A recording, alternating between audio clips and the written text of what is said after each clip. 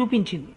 దశరథ మహారాజు గారు వెళ్ళి ఋష్యశృంగని పాదములు పట్టి ప్రార్థన చేస్తే ఆయన అన్నారు, నువ్వింత ధర్మ మార్గములో ప్రవర్తించావు కాబట్టి, నీకు యాగము చెయ్యాలన్న ఆలోచన వచ్చింది కాబట్టి ఆ యాగము జరిగి తీరుతుంది.